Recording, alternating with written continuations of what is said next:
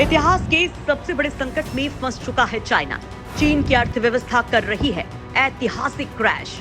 इधर भारत को हाथ लगने वाली है चीन की बेशकीमती चीज। 2023 में भारत के हाथ आने वाली है चीन की वो चीज जिससे भारत चीन से भी ज्यादा हो जाएगा ताकतवर। तो उधर दक्षिण पे भारत के लिए आई दूसरी धमाकेदार खुशखबरी। दोस्तों, पूरी दुनिया इस वक्त कोरोना के महासंकट से बाहर है।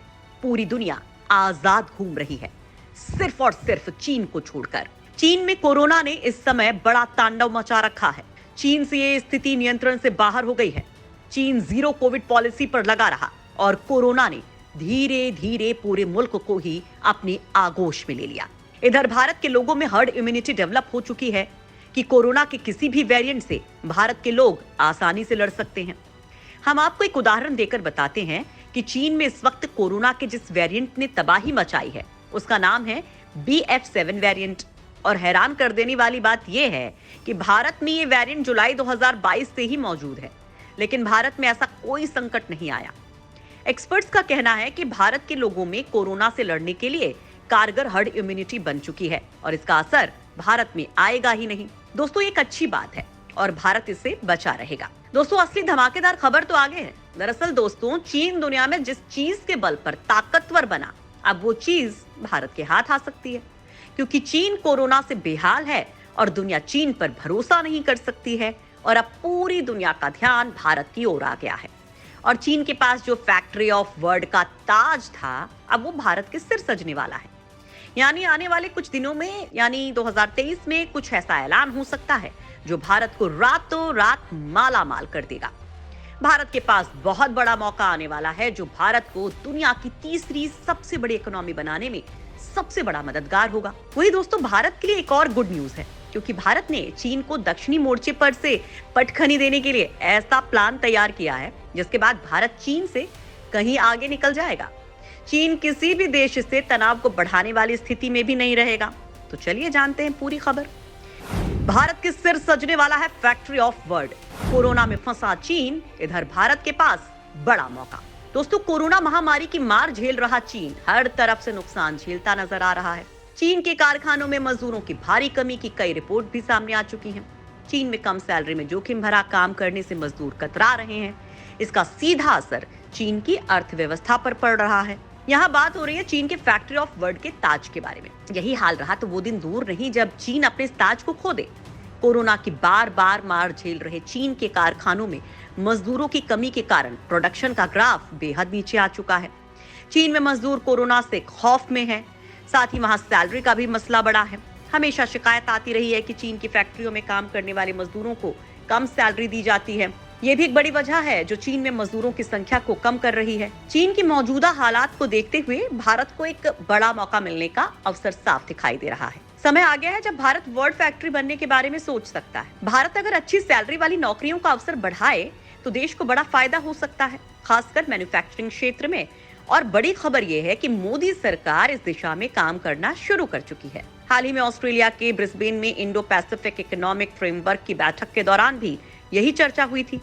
इसमें जोर देकर कहा गया था कि मैन्युफैक्चरिंग के क्षेत्र में दुनिया के तमाम देशों को चीन से इतर विकल्प तलाशना चाहिए, जिसमें भारत जैसे देश शामिल हैं। इसमें अमेरिका ने खास दिलचस्पी भी दिखाई है। अमेरिका ने चीन को छोड़कर दूसरे देशों में निवेश करने की बात भी कही है। और जैसा कि आप जानते ही हैं कि भारत अब दुनिया के लिए सबसे बड़ा बाजार बनकर सामने आ रहा है। ऐसे में भारत के पास चीन से फैक्ट्री ऑफ वर्ल्ड का ताज छीनने का बड़ा मौका है। आंकड़ों पर गौर करें तो भारत में कम दर पर बड़ी लेबर फोर्स पहले से ही मौजूद है। भारत अगर मैन्युफैक्चरिंग हब के तौर पर अपनी पहचान बनाता है तो यहाँ दुनिया के कई देशों की कंपनियां फैक्ट्रियां स्थापित कर सकती हैं। इस स्थिति में देश की अर्थव्यवस्था में तेजी से सुधार आएगा।